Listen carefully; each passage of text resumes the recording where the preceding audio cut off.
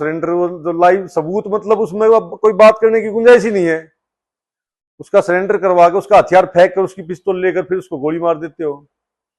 3 गोलियां वहीं पे मौके पे मार दी गई और उसके बाद जो है उनको सही समय पे अस्पताल नहीं पहुंचाया जाता, ब्लड इतना ज्यादा बह जाता है, उनकी मृत्यु हो जाती है।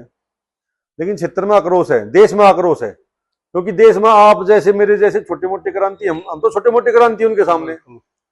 हम रोजाना संघर्ष कर रहे हैं। आपकी गौशाला की मैंने वीडियो देखी थी, किस प्रकार से आपके साथ दुर्व्यवहार वहां पे होया है।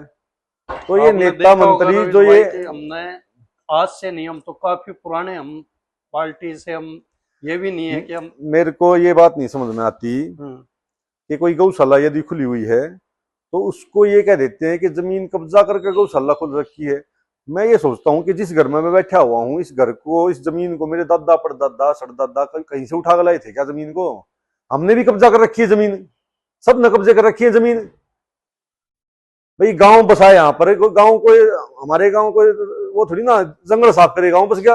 और आज भी सबने कब्जे कर रखे हैं। और गौ माता के लिए क्या कब्जा? उसी की है, उसी का देश है, उसी की भूमि है।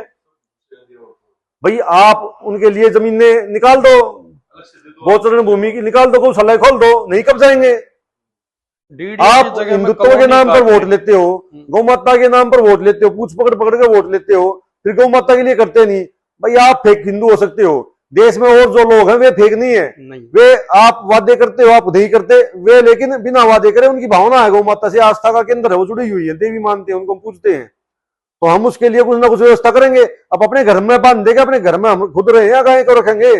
भाई मेरे को कोई जगह दिखी खाली, गाय बांध दी, मैंने उसमें दुकान खोल दी, उसमें प्लॉट काट दिए।